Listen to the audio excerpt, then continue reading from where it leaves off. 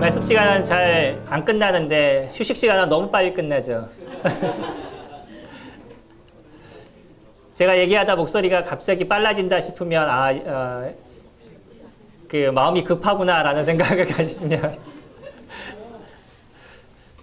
가끔 제가 그런 얘기를 많이 들어요. 조금 천천히 하면 안 돼요? 뭐 목소리가 빨라질 때가 있습니다. 해야 될 거 많은데 뭐 시간을 아까 같이 쓸데없는 얘기는 아니지만 외적인 얘기하다 이렇게 보내버리면 목소리가 갑자기 그냥 막 빨라져 버려요. 10번을 저희들이 보면요. 교회 안에 성령의 역사가 나타나도록 했다라고 적어 드렸습니다. 그들이 천사들의 활동이 나타나게 했었죠. 그들이 천사를 움직였다 이런 얘기가 아니고요. 그들의 삶에서 하나님께서 천사를 보내서 그를 보호하시고 또 지키시는 이런 일들을 하셨던 것을 저희들이 보죠.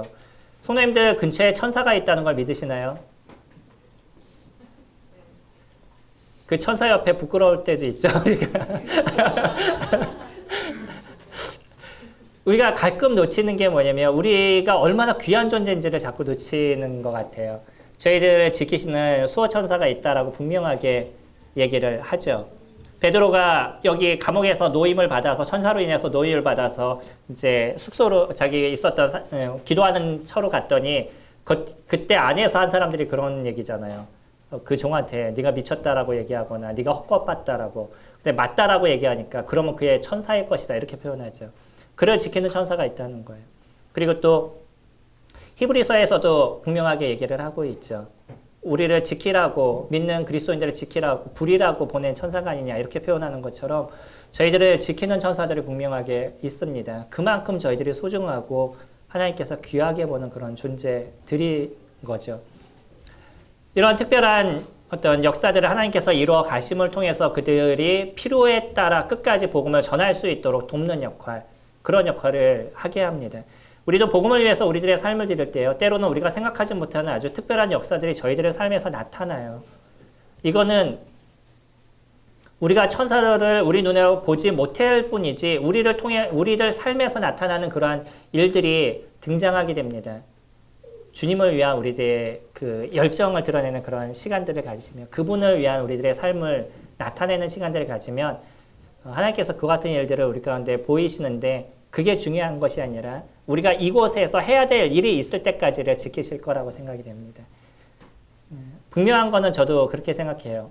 제 나이가 올해 50인데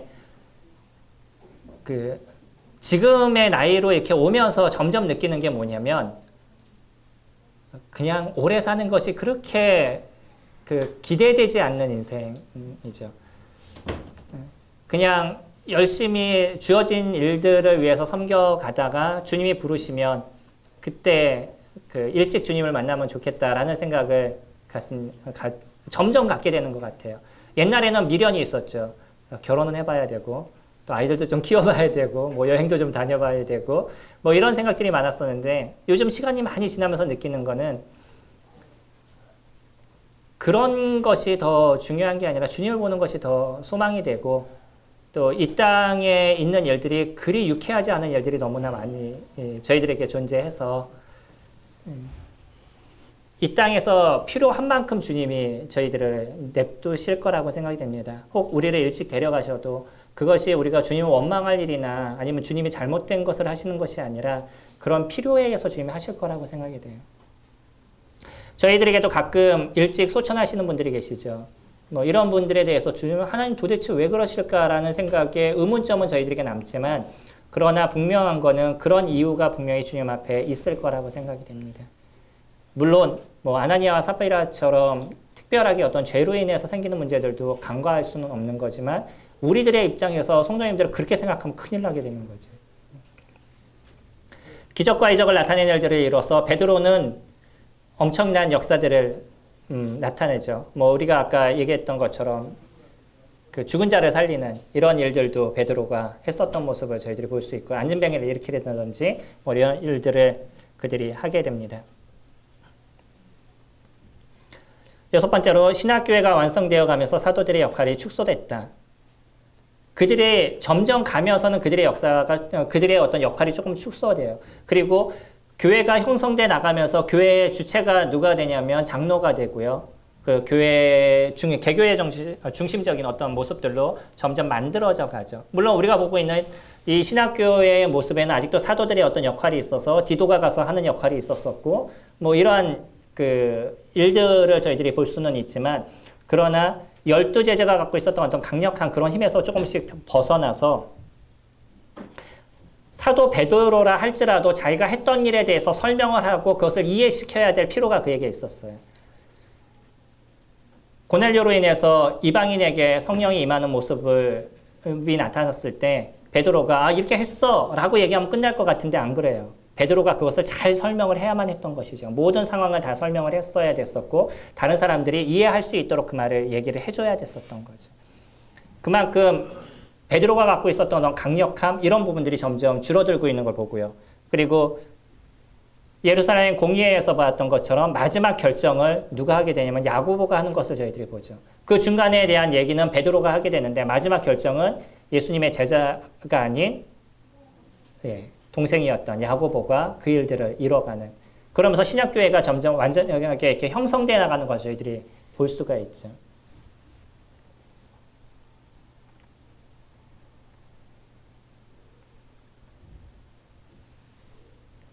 그리고 이들에게 있어서의 복음의 주요 대상은 유대인들이었었어요.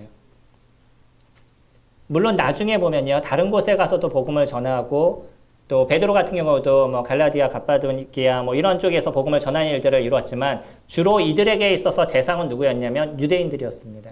그리고 나서 이방인들에게 복음을 전하기 위해서 누구를 따로 세우셔야만 했냐면 바울을 따로 세우셔야만 했다는 거예요. 갈라디아서 2장 9절에서 바울이 그렇게 얘기하죠. 또 내게 주신 은혜를 알므로 기둥같이 여기는 야고보와 게바와 요한도 나와 바나바에게 교제의 악수를 하였으니 이는 우리는 이방인에게로 저희는 할례자에게로 가게 하려 함이라. 조금 역할이 달라져 있었었죠. 사도행전을 저희들이 보면 갑자기 이들이 핍박을 받아가지고서는 막 안디옥으로 떠나고 막 이런 일들이 발생하게 되잖아요.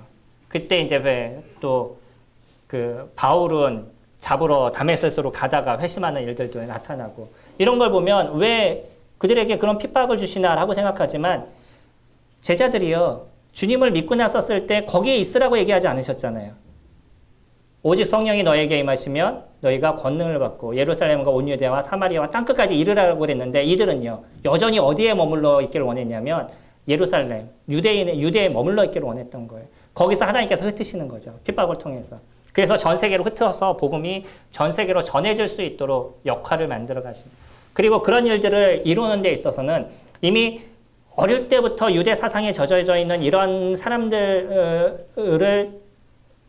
외적인 누군가가 필요하셨던 것 같죠. 그래서 바울을 세우셨다라고 보여져요. 그래서 바울을 통해서는 이방의 복음을 전해질 수 있도록 그런 역할을 이루셨고요.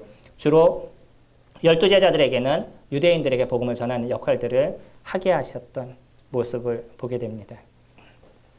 마지막 때를 보게 되면 이제 그들에게 있었던 그들이 섬기는 그런 삶의 모습이 그것으로 끝나지 않았다는 걸 저희들이 알 수 있죠. 마태복음 19장 28절을 보면 예수께서 가라사대 내가 진실로 너희에게 이르노니 세상이 새롭게 되어 인자가 자기 영광의 보좌에 앉을 때 나를 쫓는 너희도 12보좌에 앉아 이스라엘 12지파를 심판하리라. 이게 어떤 형태인지 저희들이 정확하게 알 수 없지만 12사도가 12지파를 심판하겠다. 또 그 12사도가 나중에 우리 천년왕국이 이루어지게 됐었을 때 그들을 통치하는 예수 그리스도와 함께 이 세상을 통치하는 일들의 중요한 역할들을 이들이 할 것이라고 얘기를 합니다. 베드로가 이때 질문했던 게 재밌어요. 우리가 주님을 위해서 모든 것을 다 포기했는데 주님 저에게 뭘 주실 거예요? 라고 얘기했을 때 주님이 이와 같은 얘기를 하셨어요. 좀 건방지지 않나요? 내가 당신을 위해서 수고 많이 할 건데 그럼 당신 나한테 뭘 줄 거예요? 라고 얘기하는데 거기에 주님께서 아니야 뭐 이렇게 얘기하지 않으시고 진짜 그들에게 주어지는 것이 무엇인지를 보여주시는 거죠. 우리가 이 땅에서 수고하는 모든 것이 헛되지 않을 겁니다. 뭐 그곳에서 뭐 더 많은 것을 갖는다 안 갖는다 이런 게 아니고요. 최소 하나님 앞에 우리가 부끄럽지 않은 인생을 살아갈 수가 있겠죠. 그분을 만났을 때. 12제자들에게 이러한 은혜를 주는 것처럼 저희들 또한 이 땅에서 주님을 위한 우리들의 삶과 그 주님을 사랑하는 우리들의 마음을, 우리들의 삶을 살아가게 될 때 하나님께서 거기에 합당한 일들을, 은혜를 주님의 나라에서 저에게 분명하게 허락하실 겁니다. 그게 이제 고린도전서에 등장하고 있는 그 그리스도인의 심판대라든지 이런 것을 통해서도 저희들이 볼 수가 있죠. 두 번째로 등장하는 게 어디냐면 계시록에 등장하는데 21장 14절에 보면 그 성의 성곽은 12 기초석이 있고 그 위에 이런 어린 양의 12사도의 12 이름이 있더라. 기둥이 있는데 아주 중심되는 기둥이 있는데 그 기초석에 그들의 이름이 적혀져 있다라고 얘기합니다. 그만큼의 영광이죠. 이 땅에서 주님을 위해서 수고하고 살아갔던 삶에 주어지는 그들의 영광인데 이게 어떤 형태고 어떤 모습인지는 저희들이 정확하게 알 수 없지만 있는 그대로의 모습 속에 저희가 볼 수 있는 건 뭐냐면 이곳에서 주님을 위해서 살았던 삶의 모습에 따라서 주님께서 그들에게 주어지는 은혜가 크다라는 것을 저희들이 알 수 있죠. 이것이 12사도들의 역할이었고요. 그들의 전체적인 12사도들이 행했던 어떤 삶의 모습이었습니다.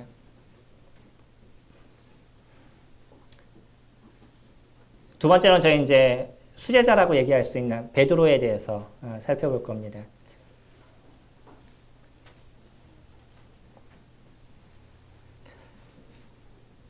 자, 헬라어 읽어보시죠.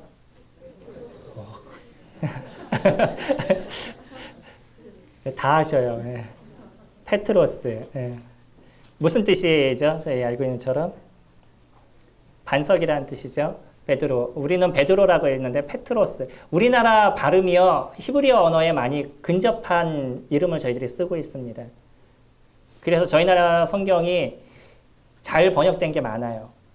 다른 사람들은 뭐라고 하냐면 영어 성경이 잘 번역이 돼서 자꾸 영어를 갖다 이렇게 끄집어서 영어에는 이렇게 번역이 됐습니다라고 얘기하는 경우도 많이 있는데 사실 우리나라 성경을 번역할 때도 히브리어, 헬라어 아니면 다른 나라의 어떤 성경들 다 조합해서 저희가 번역한 게 저희 나라 성경입니다. 그래서 우리나라가 잘 돼 있는 번역이 있고 못 돼 있는 번역이 있을 뿐이에요. 영어가 온전한 것이 아닙니다. 그래서 영어는 이렇게 돼 있기 때문에 뭐 그게 맞아요라고 얘기하는 건 때로는 우스운 얘기가 될 수 있어요. 보시려면 뭘 보셔야 돼요? 네, 헬라어를 하셔야죠. 아니면 히브리어 헬라어를 하셔야 됩니다. 그게 자신이 없으시면 문맥으로만 보셔요. 단어 갖고 막 싸우고 그러지 마시고 문맥 안에서 무슨 얘기를 하시는지만 보면 충분한 걸 저희들이 받을 수 있는데 너무 필요 없는 싸움을 저희들이 싸워가고 있는 부분들이 없지 않아 있으시죠. 아람어로는 시므온이라고 얘기를 하고요. 헬라어로는 시몬이라고 번역이 됩니다. 그가 갖고 있었던 이름인 거죠. 나중에 그의 이름을 주님께서 뭐라고 얘기하시냐면 내가 너를 베드로라 하겠다라고 주님께서 따로 지어주신 거죠. 베드로라는 이름은. 근데 사실은 이런 이름은요. 헬라어 이름 중에 별로 등장하지 않는 이름이에요. 사람들이 잘 쓰지 않는 이름. 네, 주님께서 베드로라는 이름, 페트로스라는 이름을 쓰게 하신 거는 거기에 대한 또 이유가 있으신 거죠. 분명하게. 제가 예전에 서점을 했습니다. 그래서 제가 책을 많이 알아요. 제목만 알아요. 누가 이름을 함부로 짓는가라는 책이 있습니다. 이게 뭐 역학 뭐 이런 데서 나온 책인데 뭐 좋은 내용은 내용은 좋은 건 아닙니다. 근데 중요한 건 뭐냐면 우리가 이름을 함부로 짓지 말아야 된다. 이건 성경적인 겁니다. 이름은 그 사람이 평생 들어야 되는 거예요. 그리고 내가 어떻게 살아가야 될지에 대해서 고민하는 것이기 때문에 이름을 함부로 짓으면 안 되고요. 그 아이가 그 이름을 통해서 내가 어떻게 살아갈 것인가를 고민할 수 있고 때로는 또 이름 때문에 아이들한테 그 안 좋은 소리 듣지 않는 그런 것까지 고민하면서 지으셔야 돼요. 저의 이름이 뭐죠? 시작할 때 제 이름부터 각인시켜드렸어야 되는데 제 이름이 임현성입니다. 제가 제 이름을 얘기할 때도 이렇게 띄워서 말씀을 드려요. 왜냐하면 받침이 3개가 다 붙어 있어요. 이름이 뒤에 받침이 3개가 있으면요 발음이 안 돼요. 그렇기 때문에 이름을 지실 때는 받침 하나를 빼셔야 돼요. 어디를 빼시던지. 저희 고등학교 선생님이 출석부에다 제 이름을 갖다가 졸업할 때까지 2학년이 끝날 때까지 이름을 잘못 적어놓고 계셨더라고요. 나중에 제가 출석부 열어보고 알았어요. 임현성이라고 적어놨나? 제가 발음할 때도 그냥 임현성입니다 이렇게 말씀드리잖아요. 잘 못 알아들으시죠? 정확하게 임현성이에요. 그러니까 이러한 발음에 대한 부분들, 뭐 이런 부분까지 때로는 고민하면서 우리가 이름을 짓게 되는데 제일 중요한 건 뜻입니다. 이스라엘 사람들도 그들의 이름을 질 때는 그거에 대한 이유가 있었고 뜻이 있었었죠. 요한에 의하면 베드로가 그 예수님을 첫 번째 만났을 때 그때 주어진 이름이다라고 이야기를 하죠. 내가 너를 이제부터 베드로라 하겠다라고 얘기를 하시죠. 당시에 이스라엘 사람들, 그러니까 예수님과 제자들이 사용했던 언어가 어떤 언어였죠? 예, 아람어를 썼습니다. 성경은 무엇으로 지어졌죠? 신약 성경은 헬라어로 적혀졌어요. 예수님과 제자들이 대화하는 아람어로 했는데 성경은 헬라어로 적혔어요. 언어의 변천들이 계속 있었습니다. 아람어가 그 오랫동안 세계 홍영어로 이렇게 많이 사용이 됐었고요. 나중에 페르시아가 아람어를 쓰면서 이스라엘 사람들도 한 3세기, BC 3세기 전부터 이스라엘 사람들도 아람어를 그들이 사용하게 되죠.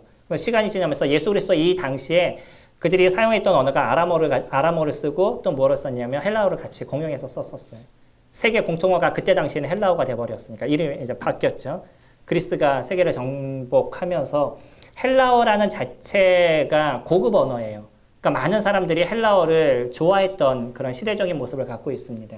하다못해 로마인들도 헬라어에 대해서 귀하게 여겼던, 로마가 지배함에도 불구하고 그런 시대에도 헬라어가 공용되고 있었던 그런 때였었죠.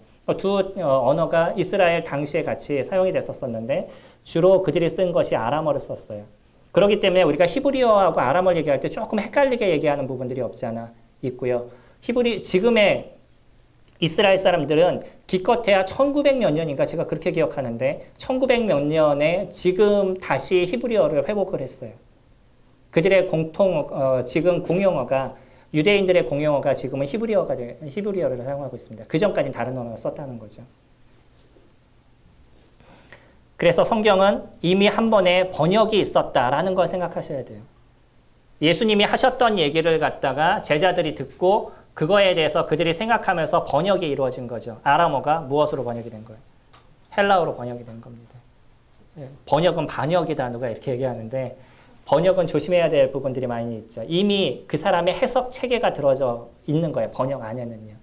그렇기 때문에 아까 계속 말씀드리는 거 단어 하나 두 개 갖고 싸우지 않아야 돼. 필요가 저희들에게 있습니다. 아버지의 이름이 요나였고요. 마태복음에선 요나라고 나오고 요한복음은 요한이라고 얘기를 해요. 어떤 이름이 정확할까요? 마태복음 16장에는 이렇게 얘기하죠. 예수께서 대답하여 가라사대 바요나 시모나 바라는 게 아들을 얘기를 합니다. 그래서 요나의 아들아 이렇게 얘기하고 있어요. 요나의 아들인지 아니면 요한인지 저희들이 잘 모르겠습니다.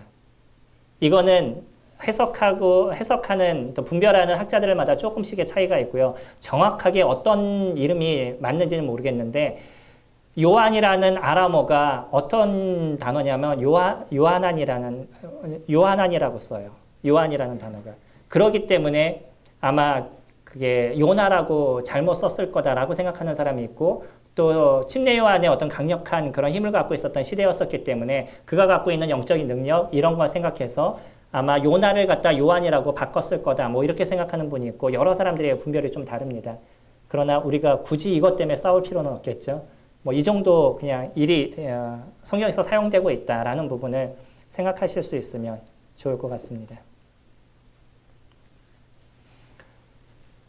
동생은 안드레. 성경에선 동생이냐 형이냐라고 등장하지 않습니다. 제가 동생이라고 적은 이유는 뭐냐면 먼저 이름이 계속 나오기 때문에 형일 것 같아서 대부분 성경을 보면요.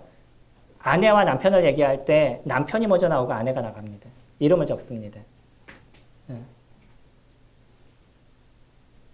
그리고 또 형을 먼저 적고 동생을 먼저 적는 이런 부분들이 많이 등장을 해요. 그래서 아마 베드로하고 안드레를 놓고 얘기를 한다면 베드로가 형이고 안드레가 동생일 거다라고 보여지고요. 그리고 야고보하고 요한을 얘기하면 야고보가 형일 거고 요한이 동생일 거다라고 생각이 되어져 가는 거죠. 저희가 그렇게 생각을 갖고 있는 겁니다.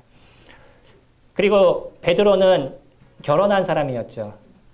여기 혹시 청년들 중에 저는 결혼하고 싶지 않아요라고 생각하시는 분 계시나요? 우리나라 통계상 이번에 나온 통계 중에 결혼의 필요성을 느끼지 못하는 사람이 청년들 중에 50%가 됐습니다. 이젠 결혼의 이유를 못 찾는 그런 시대를 저희가 살아가요. 그러면서 동거라든지 뭐 이런 건 자연스럽게 생각하고요. 얼마만큼 사단의 역사가 이 시대에 강력하게 드러나고 있는지를 보죠. 저는 결혼 안 하는 것에 대해서 잘못됐다고 말씀을 드리는 게 아니라 그거 뭐 동거나 이런 걸 자연스럽게 생각하는 게 문제인 거죠. 만약에 결혼을 안 하시려고 그러면 주님을 위해서 목숨을 바치셔야 돼요. 저희 교회도 그런 분이 계십니다. 자매님 중에. 전 그 자매님한테 몇 번 얘기하다가 더 이상 얘기 안 드리겠습니다. 그래서 그 이유로는 말씀을 안 드리고 있어요. 열심히 주님을 위해서 살아가십니다. 바울도 그가 아내가 있었다라고 얘기를 하죠. 남의 재산까지 저희가 얘기할 필요는 없지만 베드로의 환경을 저희들이 보면 집이 있었어요. 그래서 갈릴리 호스가 벳세다에 집이 있다라고 이야기를 하고 있는데 아마 벳세다 출신인 것을 얘기를 해주는 걸로 보여지고요. 고향이 그곳이 아니었나라고 생각이 되어집니다. 그래서 실질적으로 장모하고 같이 있었던 베드로, 안드레의 어떤 집은 가버나움에서 있었었죠. 우리가 마가복음에서 보면 그의 집으로 예수님과 제자들이 가시죠. 거기 갔더니 장모가 병이 나 있어서 그 장모를 예수님께서 고치시는 이런 일을 저희가 보게 되는데 지금도 집 하나 있으면 살만한 거잖아요. 그때는 어땠을지 잘 모르겠습니다. 집이 있었다는 것. 그리고 또 그가 배가 있었다는 것. 베드로의 배가 있는 걸 저희들이 볼 수 있죠. 예수님께서 베드로의 배를 탄 것을 저희 봤었을 땐 베드로도 배가 있었다는 건 아는데 그러나 그것이 뭐 배도 있고 집도 있으니까 잘 사는 사람이었다라고 보기는 어려운 거고요. 이 정도의 어떤 재산을 그가 갖고 있었음을 저희들이 볼 수 있고 직업은 뭐 다 아는 것처럼 어부이고요. 그리고 또 그는 세베대의 아들들과 동업적인 관계에 있었죠. 그래서 고기를 잡으러 가면 근처에 항상 누가 있었어요? 세베대의 아들들이 같이 있었었죠. 사람들은 같이 일하면 잘 싸우는데 안 싸우는지 모르겠어요. 성도님들도 고린도 전서에서 얘기할 때는 저희들한테 어떻게 그 여호와와 벨리알이 함께 하느냐라고 얘기하면서 직장의 일들도 성도들과 같이 해야 될 걸 얘기하는데 저도 오랜 시간 성도님들과 같이 하면서 느낀 것 중에 하나가 성도들은 불편해. 이런 그만큼은 우리들의 죄성인 거죠. 서로가 바라는 게 다르다 보니까 어떤 그런 안 좋은 부분들이 나타나는 것 같습니다. 성도들이 같이 했었을 때 진짜 아름다운 거죠. 그것을 만들어 가야 되는 거고요. 교육적인 것을 보면 사도행전 4장 13절에서는 베드로와 또 그의 제자들을 보면서 유대인들이 했던 얘기가 있죠. 제사장이나 이런 사람들이 보면서 했던 얘기가 아니 저 범인인 저들이 이런 표현을 쓰잖아요. 그런 사람들이 어떻게 저런 얘기를 하지? 이런 얘기를 하는데 그런 것을 봤었을 때는 베드로가 어부기도 하고 그래서 많은 교육을 받지 못했던 사람인 것 같이 보이지만요. 그러나 이 의미를 우리가 조금 더 고민해야 되는 건 뭐냐면 사도행전 4장 13절 볼까요?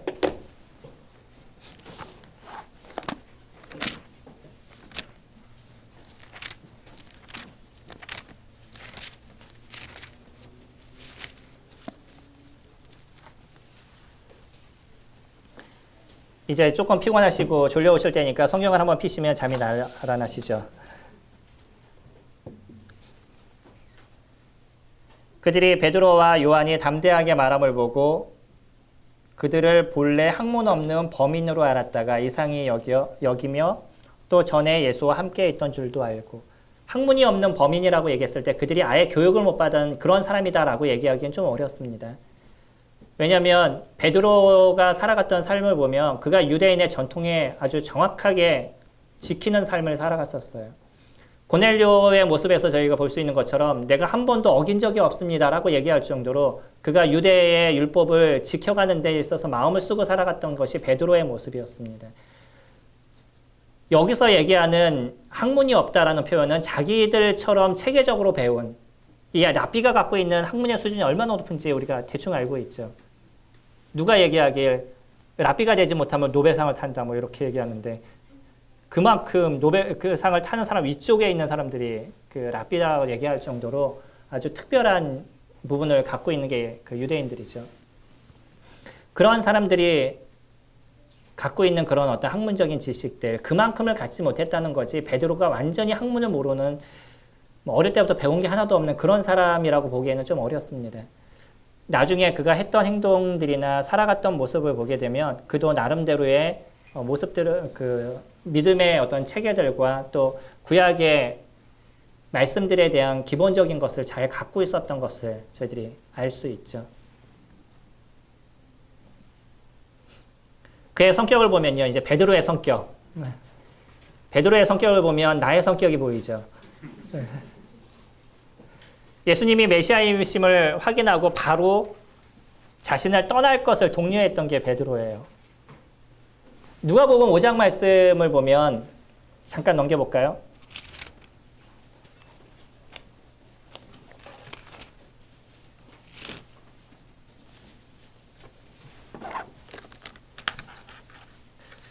밤새도록 그들이 고기를 잡았는데 잡지를 못했잖아요.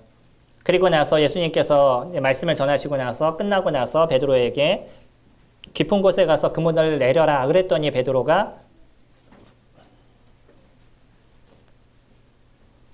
5절이죠. 5장 5절에 보면 시몬 베드로가 이르되 선생님 우리들이 밤이 새도록 수고하였으되 잡은 것이 없지만은 말씀에 의지하여 내가 그물을 내리리이다. 그가 말씀에 완전한 순종을 이루고 간 걸까요? 그냥 간 걸까요? 우리가 고민해야 될 건 뭐냐면요. 그가 주님이 얘기하셨었을 때 그래 가면 뭔가 특별한 일이 일어나겠다라고 생각을 하고 간 게 아닙니다.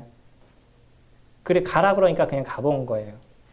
그래도 어른이 얘기하시니까 가본 거죠. 왜냐하면 그걸 우리가 알 수 있는 게 뭐냐면 8절 말씀에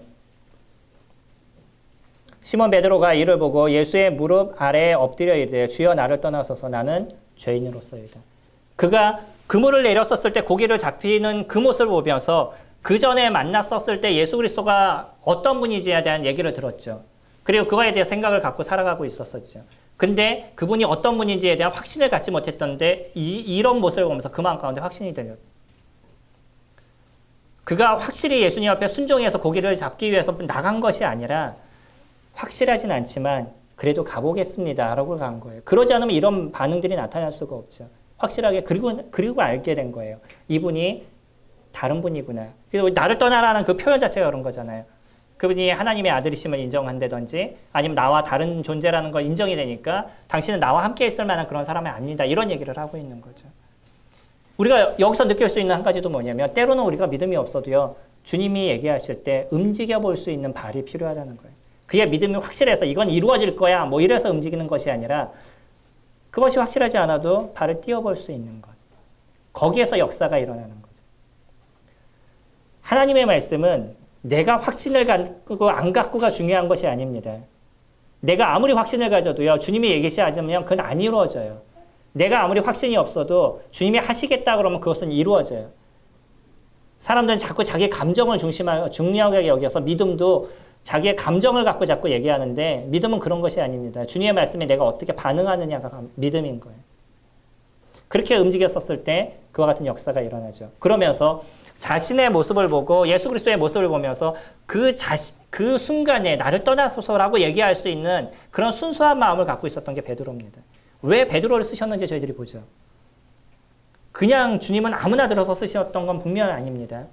베드로를 바꿔가는 많은 시간이 필요하셨음에도 불구하고 베드로를 쓰셨는데 그가 갖고 있는 이런 순수함인 것이에요.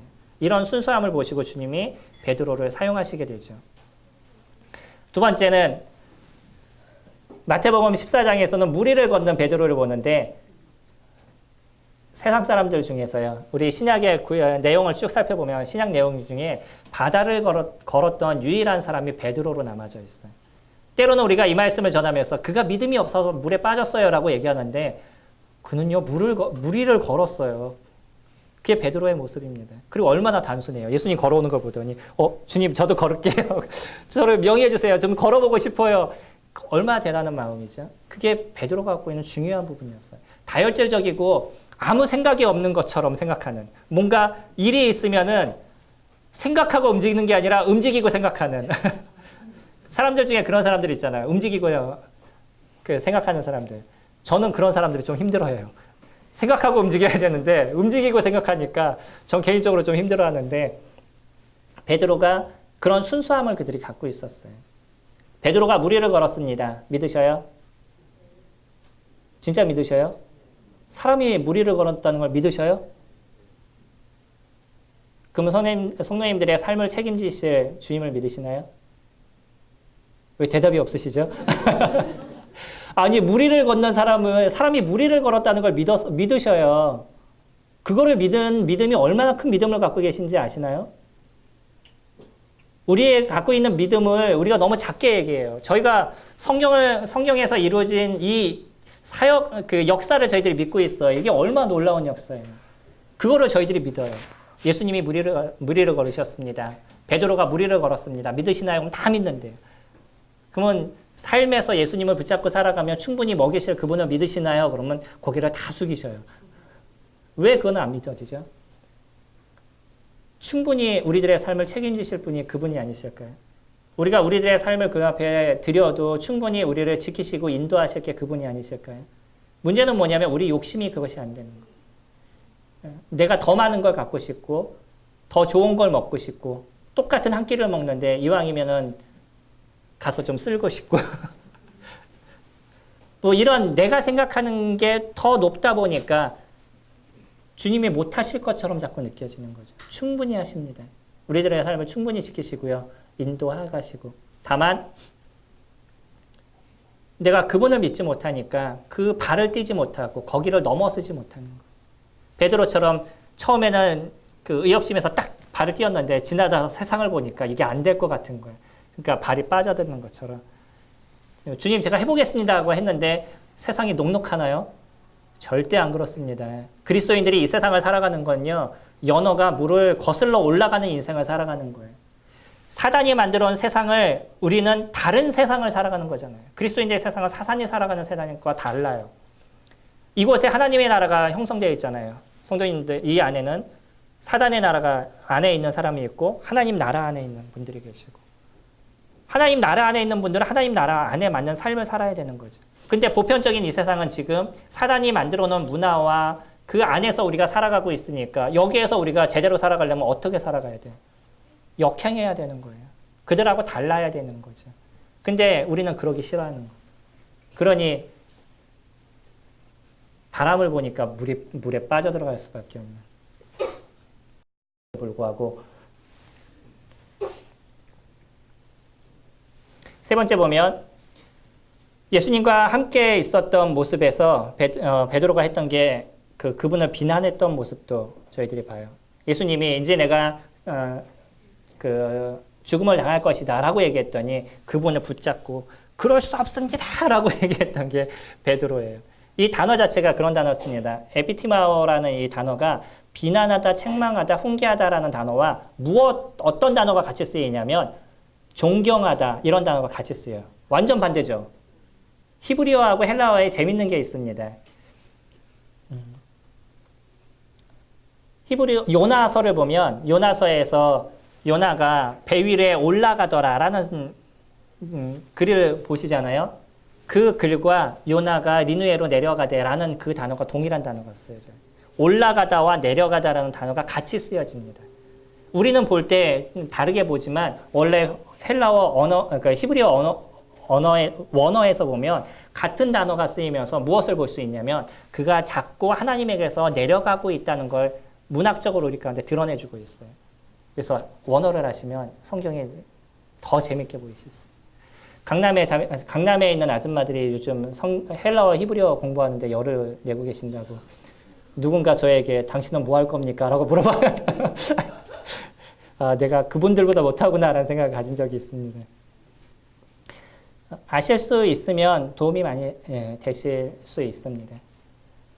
여기서 단어도 반대적인 단어를 쓰는데 우리가 문맥으로 봤었을 땐 존경해서 그렇다라고 보기는 어려운 거죠. 결국은 그가 어떤 거였냐면 예수님 그러면 안 됩니다. 그냥 편하게 얘기하는 게 아니라 그 안에서 그것이 비난하는 것 같은 책망하는 듯한 그러한 그 이야기를 하는 것을 저희들이 볼 수가 있죠. 그만큼 베드로가 얼만큼 다혈질적인 삶을 살았는지를 저희들이 볼 수 있죠. 이 사건이 주님에 대한 고백이 이루어지고 바로 이어서 나온 사건입니다. 주님께서 베드로에게 사람들이 나를 누구로 하느냐, 그러니까 뭐 선지자, 엘리야, 그럼 너희는 나를 누구로 하느냐, 주는 그리스도시요 살아계신 하나님의 아들이십니다. 라고 얘기해서 조금 있다가 그러면 안 돼요! 라고 얘기했던 게 베드로가 했던 얘기예요. 예수님이 그러한 베드로에게 했던 얘기가 사단이라는 표현을 쓰시죠. 너는 나를 넘어지게 하는 자다라는 표현을 쓰시는 가장 좋은 칭호와 가장 안 좋은 칭호를 함께 받았던 것이 베드로의 모습이죠. 하지만 우리가 계속 이러한 어떤 실수로나 그가 갖고 있는 성격에 대한 얘기를 하고 있지만 이런 걸 보여드리고 말씀을 드리는 이유 중에 하나도 베드로는 거기서 멈추지 않았다는 겁니다. 이게 다른 거예요. 그리고 그의 삶이 변화했다는 것을 저희들이 볼 수 있는 거죠. 이게 아주 놀라운 겁니다. 그의 삶이 변화했었어요. 바뀌어가는 인생을 그가 살았죠. 네 번째, 자신은 절대 예수님을 버리지 않겠다라고 고백을 했어요. 절대 하지 않겠습니다라는 고백을 했습니다. 거기다 또 뭐라고 얘기해요? 다 버릴지라도. 여기에 얼마나 많은 자신감이 있는지 보죠. 제자들이 있는데 얘네들은 다 버려도요. 저는 절대 안 그러겠습니다라고 얘기한 게 베드로예요. 제일 먼저 도망갔는지 모르겠지만 거기다 죽을지언정 버리지 않겠습니다. 아주 강력하게 얘기를 했던 그러한 자신감이 그에게 있었지만 인간이 갖고 있는 자신감이 얼마나 아무것도 아니라는 것을 나타냅니다. 우리가 주님 앞에서 자신 있게 생활하는 건 좋지만 내가 자신감에 넘쳐있는 건 조심하셔야 돼요. 그럴 때 언제든지 우리가 넘어질 수 있고 쓰러질 수가 있기 때문에 오늘 하루도 성령님의 인도하심과 그분의 도우심을 우리가 바라지 않으면 어느 순간에 죄 가운데 빠져있는 나의 모습을 발견하게 되잖아요. 저는 항상 그러거든요.